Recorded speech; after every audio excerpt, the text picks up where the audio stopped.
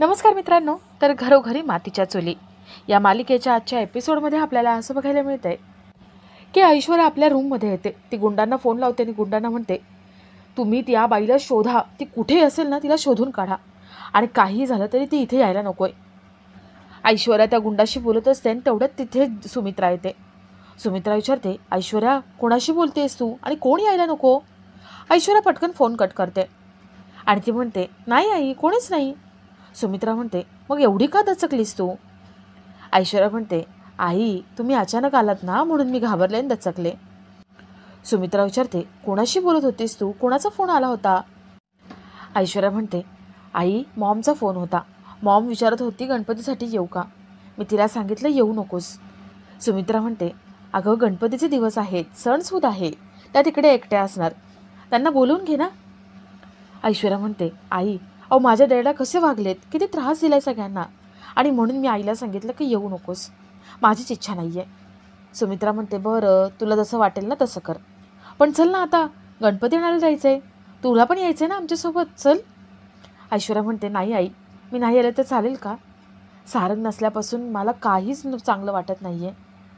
सुमित्रा म्हणते, ऐश्वर्या तू अशी एकटी राहणार ते बरं नाही दिसत गं, आणि सारंग असला असता तर उत्साहाने आला असता ना तो गणपती आणायला, आणि त्याला तरी आवडेल का तू अशी एक उदास एकटी बसलेली? ऐश्वर्या म्हणते, ठीक आहे आई, सारंगसाठी मी काहीही करायला तयार आहे, मी येते. ऐश्वर्या सुमित्रासोबत गणपती आणायला निघते. तर थोड्या वेळाने रणदिवे सगळे गणपती घेऊन येत असतात. ढोल ताशे असतात, सगळे डान्स करत असतात, गुलाल उधळत असतात आणि जल्लोषाचं वातावरण असतं. नाना गुलाब घरी सगळे तयारी करायला पुढे होतात आणि बाकीचे सगळे एन्जॉय करत असतात, नाचत असतात. सौमित्र, ऋषिकेश, जानकी, अवंतिका एकमेकांना इशारा करतात. जानकी अवंतिकाला सांगते की जा ऐश्वर्याला घेऊन ये. अवंतिका ऐश्वर्याला पुढे घेऊन येते. ती नाचायला लावत असते. ऐश्वर्या नाचायचं म्हणून नाचते, तिथे उभी राहते. सारंग तोंडाला गुलाल लावून पुढे येतो. ऐश्वर्याची नजर सारंगवर पडते. ऐश्वर्या म्हणते, सारंग इथे? सारंग पटकन तिथून गायब होतो. ऐश्वर्या सारंगला शोधायला मागे जाते. इथे सारंग पुढे येतो आणि सगळ्यांसोबत डान्स करतो.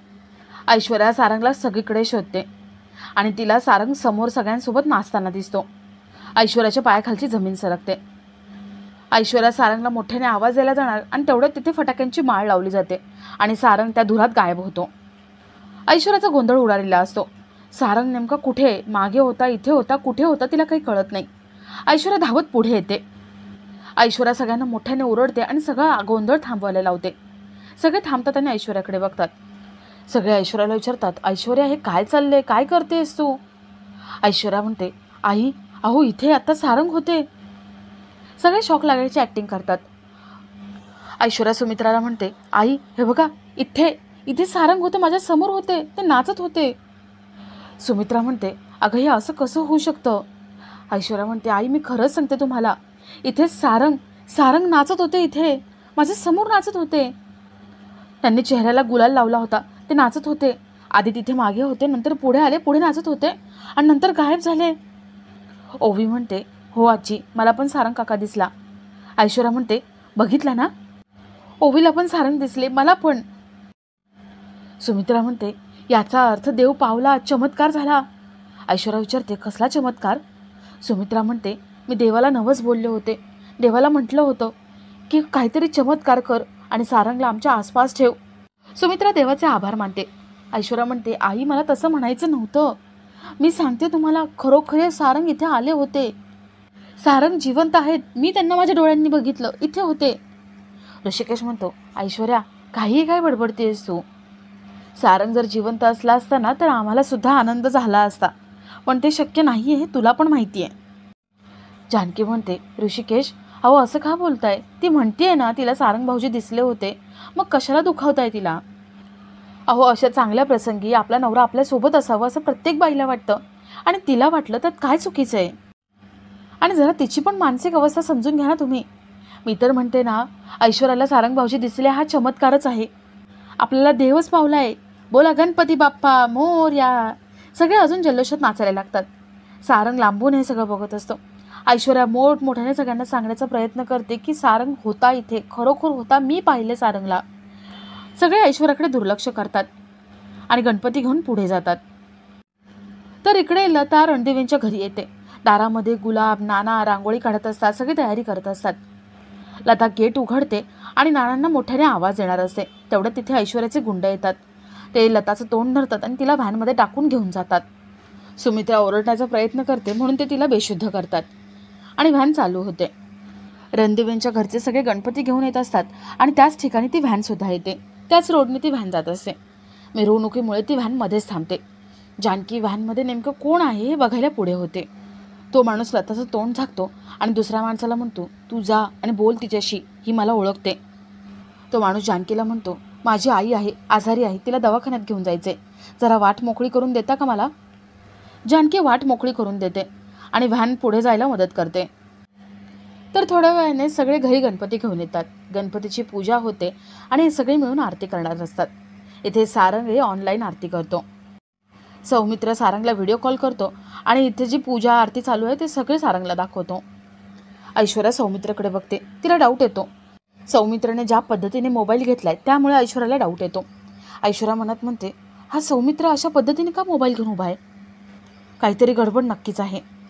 ती सौमित्रकडे येत असते आणि अवंतिका पटकन मध्ये येते. अवंतिका विचारते, काय हवंय तुला? का जातेस माझ्या नवऱ्याजवळ? ऐश्वर्या म्हणते, मला काही नकोय आणि तुझ्या नवऱ्याजवळ नाही जाते मी.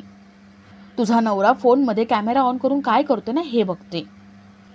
सौमित्र म्हणतो, व्हिडिओ शूट करतोय, तुला काही प्रॉब्लेम आहे का? ऐश्वर्या म्हणते, नाही, मला काही प्रॉब्लेम नाही आहे. अवंतिका म्हणते, तुला प्रॉब्लेम असो नसो आम्हाला काही फरक पडत नाही. ऐश्वर्या बाजूला निघून जाते. थोड्या वेळाने आरती पार पडते आणि देवाला नैवेद्य दाखवला जातो. जानकी, ऋषिकेश सारंगसाठी मोदक घेऊन येतात. सारंग घाईघाईने ते सगळे मोदक खात असतो. त्याला ते मोदक आवडलेले असतात. ऋषिकेश म्हणतो, सारंग, अरे बघ ना ती ऐश्वर्या, मिरवणुकीमध्ये तुला बघितलं आणि एकदम शॉकच झाली. आता 2 दिवस ती त्या ट्रॉमामध्ये राहील. सारंग, मला खरोखर दिसला की माझा भ्रम होता, तिला काही कळणारच नाही. वेड्यासारखं सगळ्यांना सांगत सुटेल, मी सारंगला बघितलं आणि तिच्यावरती कोणीही विश्वास ठेवणार नाही. त्या ऐश्वर्याला कळलं पाहिजे, सारंग मिरवणुकीत नाही तर तिच्या डोक्यात आहे. जानकी म्हणते, भाऊजी, इथून पुढे तुम्ही त्या ऐश्वर्याला सारखं दिसत राहणार. ऋषिकेश म्हणतो, सारंग, आज संध्याकाळी आपल्या इथे भजन आहे आणि त्या भजनामध्ये टाळ वाजवण्यासाठी तुला यायलाच हवं. तुझ्याशिवाय भजन कसं पूर्ण होईल? सारंग खूप खुश होतो. सारंग म्हणतो, खरंच? मग तर मी नक्कीच येणार आणि नुसतं टाळ नाही वाजवणार तर ऐश्वर्याच्या चेहऱ्यावरती 12 वाजवणार. जानकी म्हणते, आता आपल्याला तेच करायचे. त्या ऐश्वर्यासारखंच तिला उत्तर द्यायचंय. तिला तिची चूक आयुष्यभर लक्षात राहिली पाहिजे. तिला इतकं घाबरवायचं ना की प्रॉपर्टीचे पेपर्स तिने स्वतःहून आपल्या हातात आणून दिले पाहिजे. सारंग म्हणतो, देणार वहिनी, ती नक्की देणार आणि त्या कामाचा श्री गणेशा तर आपण आधीच केलाय. आता योग्य वेळ आली की त्या ऐश्वर्याच्या वाईट कृत्यांचा शेवट पण आपणच करायचा. ते तिघही मोदक खातात आणि तो गोड क्षण एन्जॉय करतात. तर इकडे ऐश्वर्या आपल्या रूममध्ये येते. ती खूप अस्वस्थ असते. सारंगला मिरवणुकीमध्ये बघितलं, तो खरा सारंग होता का या विचारात ती असते. आणि तेवढ्यात तिचा फोन वाजतो. गुंडाचा फोन आलेला असतो. ते गुंड म्हणतात, मॅडम, आम्ही त्या म्हातारीला घेऊन जंगलात आलोय आणि ती बेशुद्ध आहे. मगाशी तुमच्या घरापर्यंत ती पोहोचली होती. तुमच्या घरातला म्हातारा तिला बघणारच, तेवढ्यात आम्ही तिथे पोहोचलो आणि तिला गाडीत टाकून इथे घेऊन आलो. ऐश्वर्या म्हणते, काय, तुम्ही घराजवळ आला होतात? तुम्हाला कोणी बघितलं नाही ना? तो गुंड म्हणतो, आम्हाला बघितलंच ना, मिरवणुकीमध्ये सगळ्यांनी बघितलंय. ऐश्वर्या म्हणते, झालं, माती खाल्ली. एक काम तुम्हाला धड करता येत नाही का? आता तुमची तोंड काळी करा, नाहीतर तुमच्यामुळे मी अडकेन. तो माणूस म्हणतो, मॅडम ठीक आहे, पण अहो या आता म्हातारीचं काय करायचं? तिला कुठे गायब करायची? ऐश्वर्या म्हणते, तिला तिथेच ठेवा. आता जोवर गणपती घरामध्ये आहे तोवरती मी काही करू शकत नाही. जोपर्यंत मी तुम्हाला सांगत नाही तोपर्यंत, आता मी सांगेपर्यंत तिथून हलायचं नाही.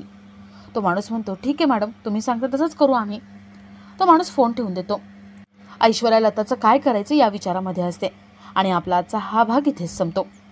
तर मालिकेच्या पुढील भागात आपल्याला असं बघायला मिळतंय की ऐश्वर्या गुंडांना फोन लावते आणि ती गुंडांना म्हणते, ती म्हातारी आता मेली पाहिजे आणि तिला मारल्यानंतर तिची डेड बॉडी नदीमध्ये फेकून द्यायची आणि यावेळेस तिची डेड बॉडी पोलिसांना सापडली पाहिजे, एवढं लक्षात ठेवा.